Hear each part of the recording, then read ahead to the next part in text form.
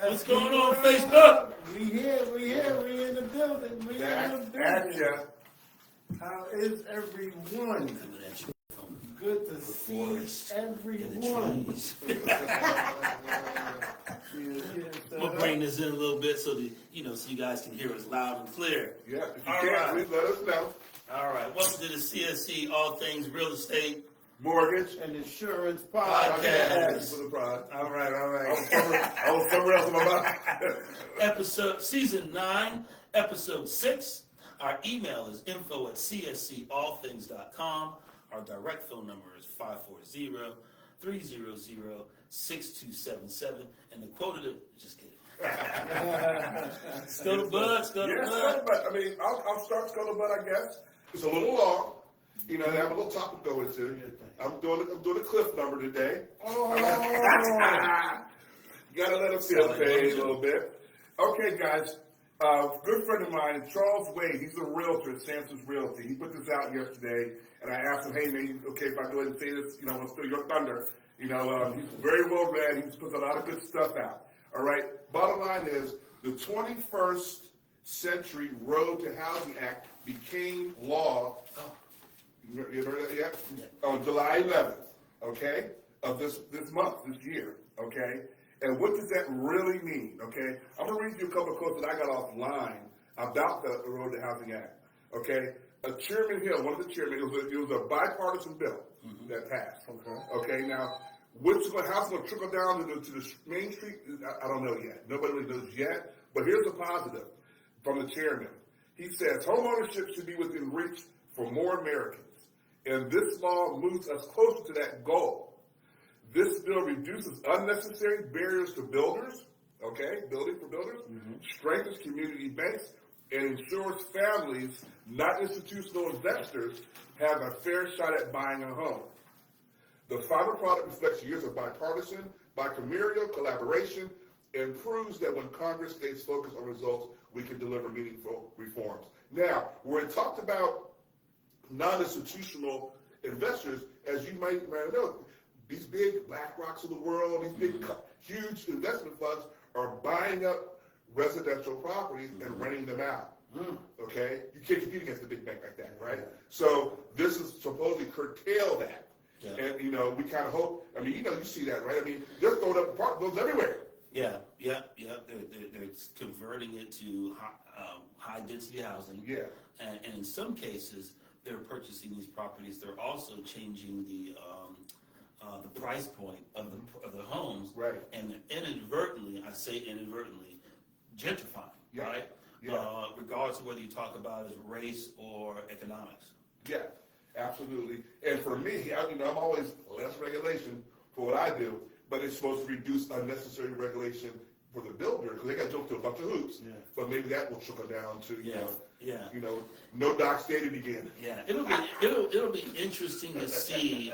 And I haven't delved down into it yet, but it'll be interesting to see the balance, right? Because some people would certainly say that what happened in 2007 was the result of, pre-Dodd, right? Pre-Dodd-Frank was the result of not having some of these barriers in place.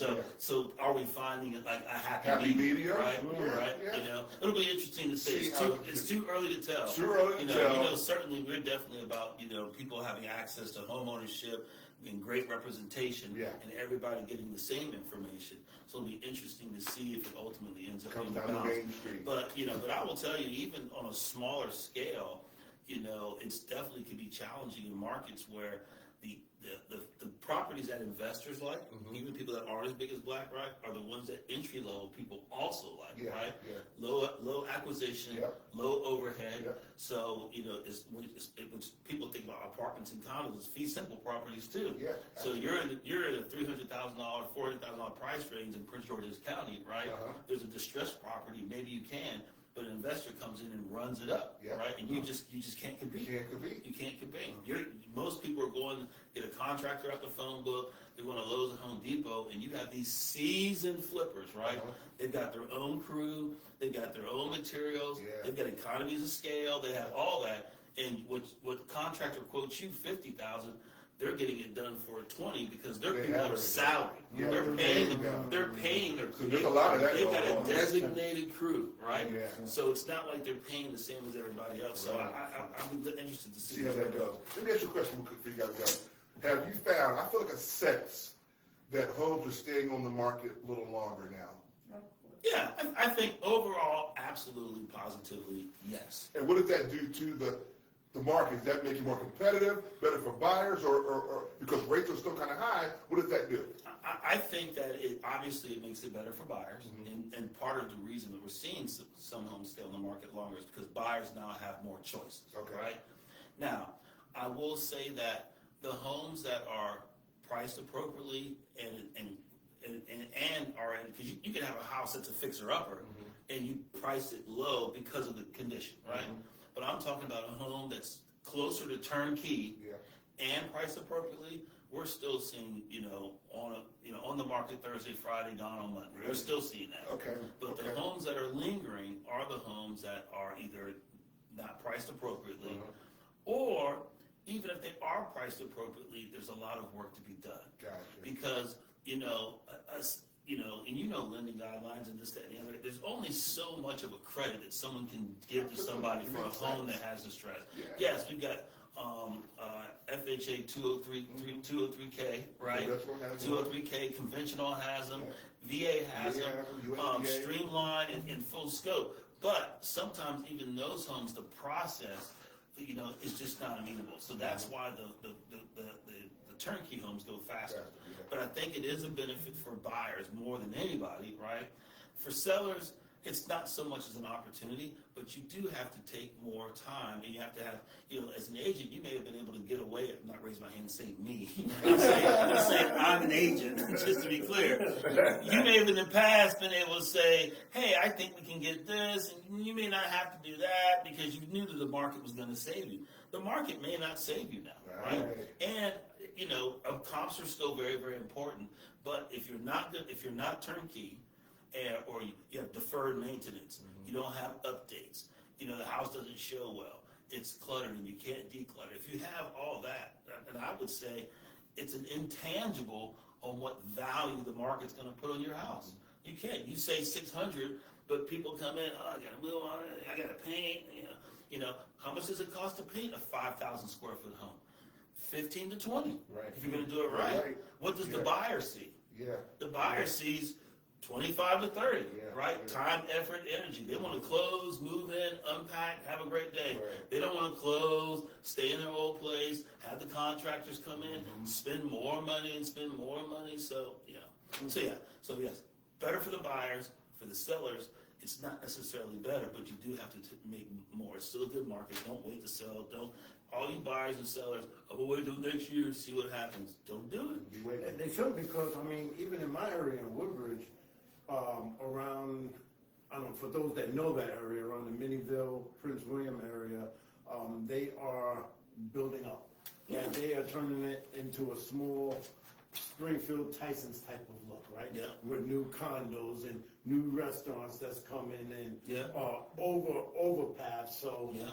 by the way, the traffic is crazy over there. Just FYI, if you're by Yeah. that way. Maybe But the market has to, in my eyes, and I'm not a realtor or a lender, but just knowing the market from what you guys. And you're a consumer. You see Yeah, it. and I'm a consumer. The market has to still be growing if they are still building. There's absolutely, and you think about it, that piece of land has been there, historically speaking. Correct. One of the reasons Washington D.C. is so expensive is because there's definitely no new land, right? As you go out Arlington, Alexandria, as you move farther south, Prince George's County probably has more land than any of those, as does Charles County, right? That piece of land, and we're talking about the Quartz District, that piece of land has sat there for years, right? For years. So, but somebody finally put a plan together to get through, proffers to get it through, and everything else, and that's why it's being developed, and that's why it's there. But I think to be you build it, they will come also. Yes, that's what happens. The way they deal with that, though, is they knock down little homes and build their 3 homes where the little home was. We're seeing that in Caroline County, where there's, right on Route 1, where there's a bunch of old homes, they're knocking that stuff down, putting up new ones. And, You know? and that's the kind of stuff that we were talking about earlier, you know. But yeah, so there absolutely is the demand. But you know, I would tell you another quick point, and then we gotta get back on track. If you see a sign go up for new construction and it's similar to the product that you have, and you want to sell, you better get out of there before that new because generally speaking. Very few buyers are going to buy a resale when they can get a new construction close to the same price. And I would even say, depending on the price point, that delta anywhere between 20 to 50K, they're going to go new construction, right? It's a little bit about everything's new. You get to pick your own stuff, but imagine being a first-time home buyer, second-time, third-time. So now you got closing costs, right? You've got down payment. You have your buyer broker contribution, right? Yep. Now, in addition, but now you don't have any maintenance for 1 year. Right. You don't have any. Yeah. That's just the standard stuff. Yeah. Paying anything, bumper to bumper, just like a car. Then you typically some those do 2 to 3 years on your major mechanicals. Right. Structural for 10 years. Yeah. So Better insurance. yeah. So why? So Yep. so a lot of You can live times with it cheaper. people, Yeah. and you'd be amazed. One of the first homes I lived in was a Saratoga by Pulte's, top floor, double stack condo. I was in one of our B&I members hosted something, and I'm looking at it, and she was in the top floor. I think hers might have been Ryan was a Picasso. If I put you one, you would never think it was the same floor. Completely different. Now they're years and years apart, but things are constantly changing. Yeah. My home's only 10 years old, but sometimes I feel like when I'm gonna look at these new home places, I go home, I feel like it's a log cabin, right? Because there's so many different other things, whether it's the LED lights or it's the floor, things are constantly changing. So, so definitely, and I have some clients coming up right now that are competing against new construction. Right. And there was one similar property, it was on the market, they had 3 price drops, 10K a piece, they finally took it off because they were within 20 to 30 of the new construction. And the new construction offered a main floor office, right? Main floor office, which this one didn't have. Right. So not only was it the same price point because they changed the floor plan. Yeah. So, so again, there's all kinds, this is being a segment, what are we, 12 minutes in? This is actually a good segment though, leading back up to, do you wait, right? Do you wait, right? Do you wait to find out how this all pans out? Do you wait for rates? You hear about insurance costs. Do you wait till somebody says, I don't want to do that, wait for insurance costs? Do you wait for pricing and interest rates? The only thing you know is what the market is right now. That's right. That's right. In your living situation. Yep. Those are the 2 tangibles, Yep. right? Yep. You bought your little 2-bedroom condo, it was just you. Now you have a life partner. Now you got 2 big dogs, or you got 2 kids in there. That's tangible, right? Right. You can't worry about the things you can't predict, right? All right, let me say hello real quick, then we go. What's up, MJ? I got it right. MJ. Hello, Mrs. Dora, my girl Nika, all right? And my brother, John McNeil, is my Chowan brother. Thanks for coming in, my man. Come get some good stuff. We got to talk. My man, Bobby Infield. Yeah. Big Bob in the house. Did you see Tag? What's up, I see Tag? Tag. Tag on there? What up, Tag? Good. We got some folks coming in. Thanks for looking, guys. Thanks for watching. All right. Listen, Muscular Butt, I always keep my eyes and watching and listening to a lot of insurance news. And then I listen to clients, their most popular topics, okay? And there was one interesting topic that a client she's not going to be able to sue the insurance company, so that's not going to happen. But her biggest gripe is that why does she have 1% deductible on her wind and hail coverage? 1%. 1%. Now, there's an option of 1% or 2%. 1% of what? The deductible. All right. So, for instance, 1% of wind and hail can equal up to $5,000. All right, deductible. So like if the So cost of you know repair if your roof is damaged, tore off because of wind and hail weather, all right, you're gonna have, if you have 1% coverage, you're gonna have a $5,000 deductible. And that 5,000 represents 1% of what? Say if it's $18,000, right? The 1% equals 5,000. It's not even going off. So it's not dollar for dollar. No, it's not dollar for dollar. It is not dollar for dollar. There's two coverages now. 1% coverage for one inhale equals 5,000. 2% coverage equals 10,000. $10,000 deductible. Deductible. Jeez. Now, let me explain. You tear up a whole roof, that costs $25,000. All right, to get done. So you put up the first 5, the insurance will pay $20,000 of that. If they have the 2%, it's $10,000. The insurance company, if it's 25, they pay $15,000 of that. Where that changed is you used to be able to have $1,000 deductible. Some companies $500 deductibles. Some For the whole thing. for the whole Okay. thing on a wind and hail roof. Due to all the risk, insurance risk rates are government controlled, and it comes nationwide, then state, then county, then zip code. Okay, so imagine all the home risks we have, all the catastrophes we had on homes, from California to Florida to up north to floods in Texas. Right, all of that now comes into a big pot, and that's how the rates get divvied out. That's the way that insurance is, okay? Here's the thing, some insurance companies, you can still get your $2,000 deductibles, $1,500 deductibles, $1,000 deductibles. But that is going to change just because of the amount of risk. Now, here's the beautiful side to it, that when customers see their premium is $2,000 less a year or $1,000 less a year, is because it's at a 1% or 2%. Okay, give us some good news, All okay. right? Yeah. Now, but if you change it to $1,000 deductible, $2,000 deductible, your premium is going to be high.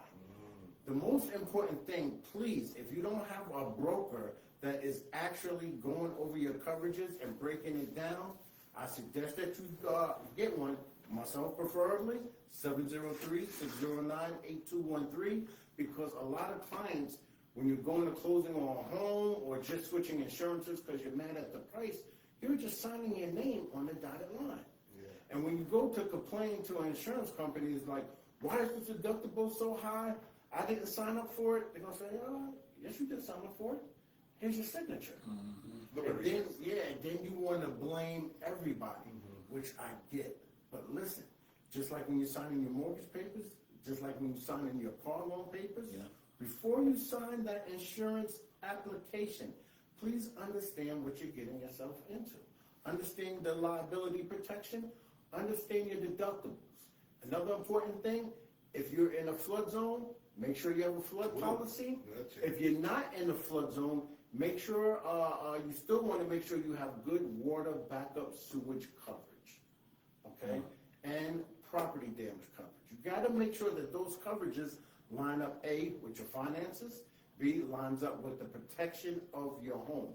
Because when something happens, and this is human nature,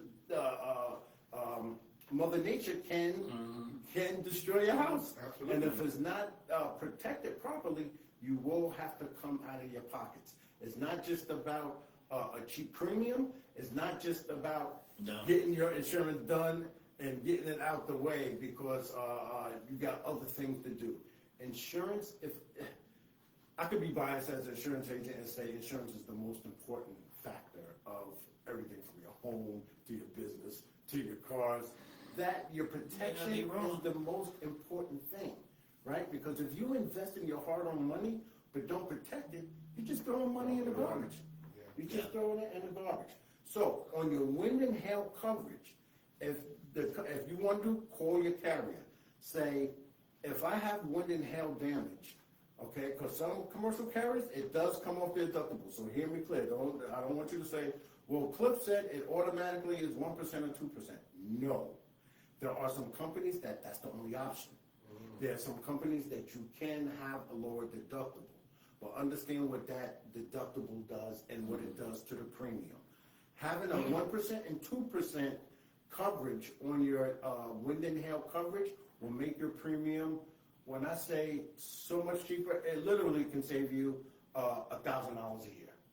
And that's huge when it comes to escrowing, because that adjusts your mortgage payment, Absolutely. okay? Bottom But line. if something happens, if you're not a person that saves and put money away for a rainy day, and then you gotta look for a company that has those lower deductibles, but your premiums are gonna pay high. Something goes wrong. Everybody has options in life, Yeah. right? And in insurance, you have options.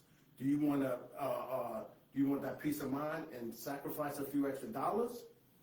Or do you wanna have a cheaper premium, but put some money away? So something does happen, okay, the money that you put away, now you can pay for that. Different mindsets. You're a Absolutely. disciplined And person. that's what it comes down Yeah. to in insurance. Yeah. It's all about the mindset, it's all about, understanding what you have. Yeah. Insurance just don't mean protect. Yeah. There's dollars to Way it. to There's protect. certain, there's risk factors to it, okay? And what your premium is, your next door neighbor, it would never, ever be the same, ever. Nobody will have the same payments when it comes to insurance, because it's judged off of you. Yeah. A quick question, for the 1% and 2% scenario, right? That, where there's sometimes the gap between the cost and what your deductible is, right? There's no supplement or endorsement or third party that you can get to, let's just say, the job is $30K, your deductible is 1%, so it's only, you have to pay 10. There's nobody that'll help you out. There's nothing that'll help you out I'm with so that 10. glad that you said that. So there is a company that I am looking into. I want to make sure that it covers the DMV and the areas where I insure, that they are just a wind and hail company. That all they do is cover storm damages, Mother Nature That's damage. nice. Yeah, so Little therefore, niche. correct. So you'll have a premium, you pay a monthly premium, and then you don't even have to, there is no deductible. You're paying for that to get For when that happens. For when that happens. Yes. Yeah. Well, understand, it's another addition policy. No, Yes, yes, yeah. And you've talked before about there's sometimes it's better to go with a company that specifically handles a specific type of insurance, right? Correct. Beachfront property, short-term rentals, things of that nature. So that kind of falls under that same thing. It's, And see, let me give one thing here. My sister Gina Andrews Bruce is watching us. She says, "What's the logo on your shirt?" What? It's the Wait a CSC, minute. girl. Well, who is that? You don't know about this? Who's the slimmest? Probably me. Let's see here. CSC. CSC. Sean Cliff. In case you didn't know. All right, yeah. Yeah, With the yeah. mic, because we're doing podcasts. This is in 2026, our fourth year. We're not Yeah, stopping. yeah. Yeah, so thank you. Yeah, it's CSC. That's why sometimes you hear Cliff say, "We all we got." For those of you old school people, remember the movie when they used to say C and B is all we got, right? All we got. Yep. You know the movie put it in the Yeah, yeah. We're not going to tell you. Good stuff. She's oh, I see it now. Yeah, good stuff. All right, and who's up? Anybody else? I don't know, man. What time? Because I still haven't done my scuttlebutt. Oh, You got scuttlebutt? I did mine. I'll do my topic last You been doing time. scuttlebutt day? You haven't done your topic either. Yeah, but it's okay, go. Let's go. Go, let's No, go. but you need a quick job. I don't. Yeah, We yeah. got 7 minutes left. I'll make this quick. Those of you who think that you can buy new construction and not have representation, it's not a good idea. You shouldn't do it. You should always have Good representation topic, yeah. in anything, right? Yeah. And I know that sometimes it can create a financial burden to have representation, right? Sometimes there's agents who don't want to handle new construction because of the compensation that they give agents, right? This is my caveat in that all commissions are negotiable. There's no such thing. There's nothing set in stone in Virginia, the DMV, or the United States. It's all negotiable. But the reality is, in some cases, some builders pay less than what is seen in the market, right? And that can create a gap between what a buyer is able to pay and what typically they will. But I will say this, working with a situation right now with a builder, just absolutely, we're going to get to the finish line, okay? But absolutely drop the ball in a myriad of instances. I don't know where it's going to go, so I can't say too much, but I will say if this client had been on their own, right, and didn't have me, and I'm not saying, I'm obviously, I'm great, especially great with helping people navigate and stuff like this. But I will tell you, even an agent not of my caliber would have been able to help this woman, not to my degree, but at least to have somebody in their corner, right? So there's a lot that goes on in buying a home, and a lot of times it's great. And some new construction people will say you get a better deal if you don't have an agent. They're not telling you how everything comes from a different kitty, right? Construction is different than sales, is different than closing, is different than mortgage, right? So don't listen to that. And I will tell you, there's no amount of money that can replace you getting a home that wasn't built correctly, right? Not getting the proper deal. Why do we sometimes say, and Sean knows this. I'll say, Sean, hey, I've got somebody. We're probably going to end up being new construction, but will you take a look at it and get a pre-qual first? He does it for two reasons. One, they may not do new construction, but two, he knows it's a first line of defense against people who are getting quoted the wrong rates, the wrong deal, and possible some sort of discrimination or implicit bias, right? So, and people often think about race, right? But there's also ageism, right? So, right, and a lot of times people think older clients aren't astute. So, and I'm not saying the overall number of builder reps that I've dealt with have all been above board. But if you go to a new construction site, the first time you go, you don't have to fill anything out. You don't have to register, okay? In some places, or more than others, if the agent is not there with you that first time, they won't let you get representation, right? So I think you should dive into, though, why is it important? When they say, because they make it sound so great, the agent, they work for them. Yes. Not for you, where you work for them. Yeah. You work for the buyer. Yeah. And let's keep it human nature, right? It's human nature. It's not plausible that somebody is really going to go up against the wall versus the person that pays them. Right. It's human nature. To be a little gun shy. Short of people who are actually activists, right? Most people tend to be gun shy.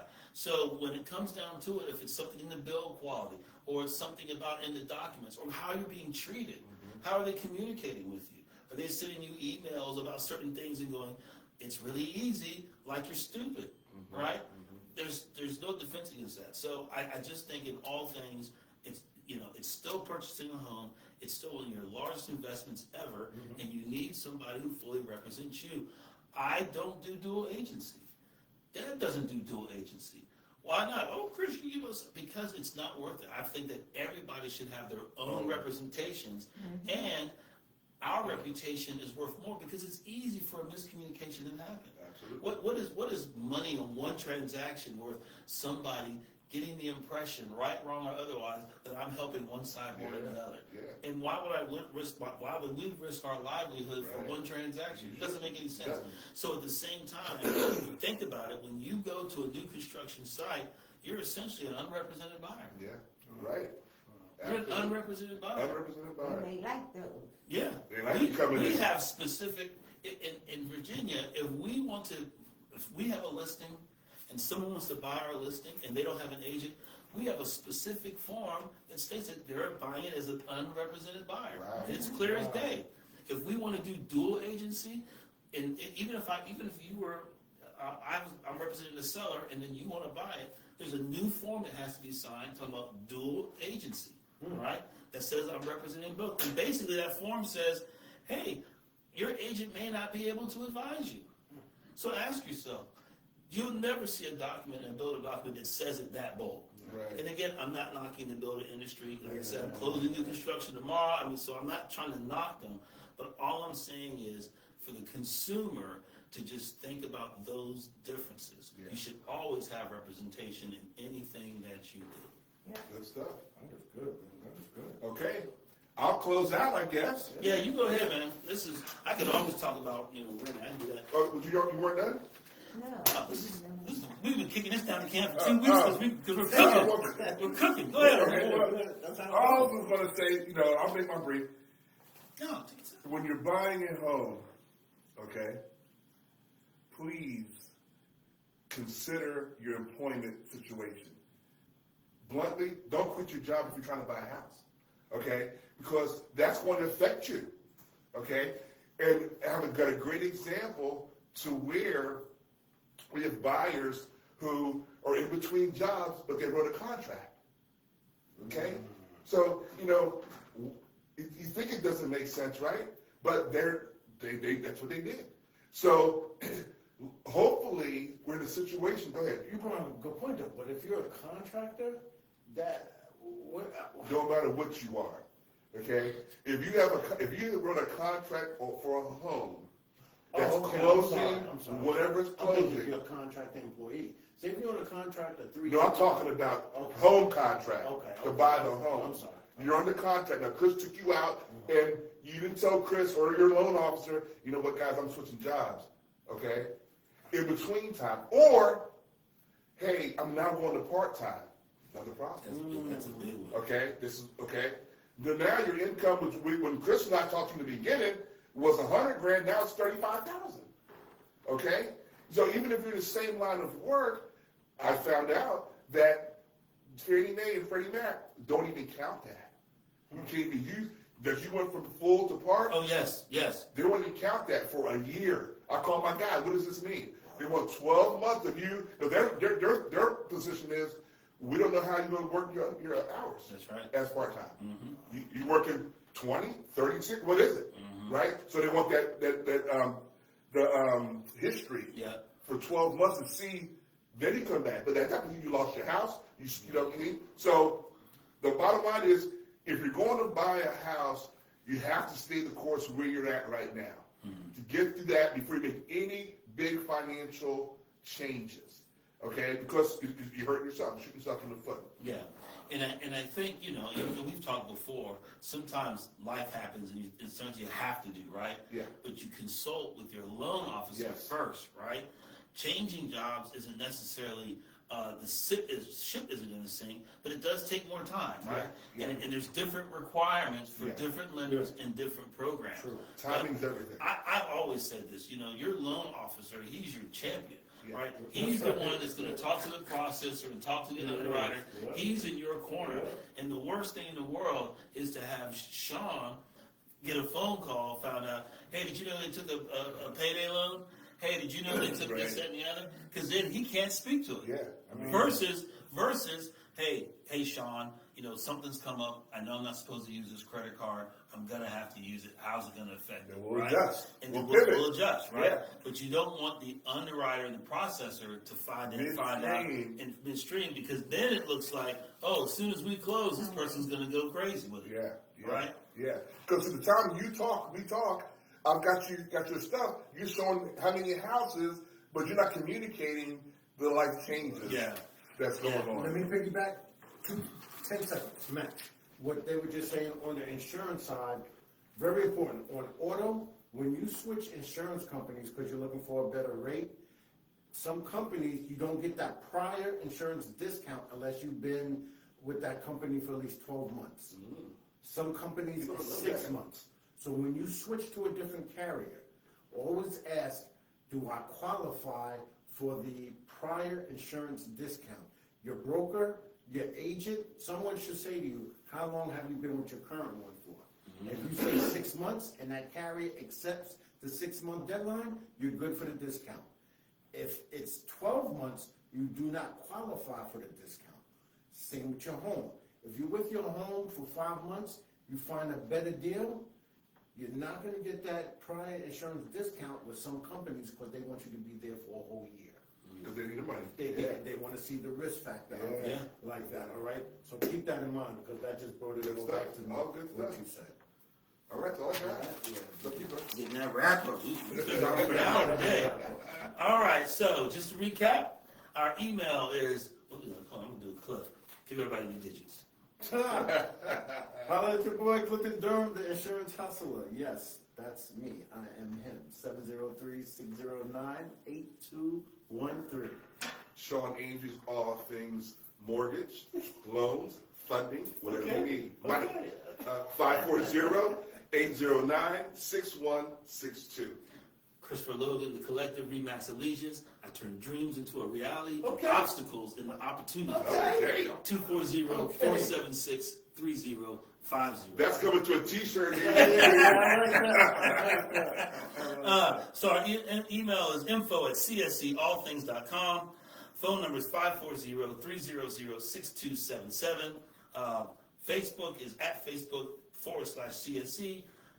At Instagram, I believe, is @allthings_CSC. Yes, sir. The quote of the day by Spencer Johnson. In 1 minute, you can change your attitude. In that minute, you can change your entire day. Who? It's hot outside. Yeah, Drink plenty of water. If it doesn't concern you, mind your business. Have a good week, everybody. Peace. Good rest of the week. Yeah. And we'll holler at Music, you. with the music. Yeah. I got the one shoulder.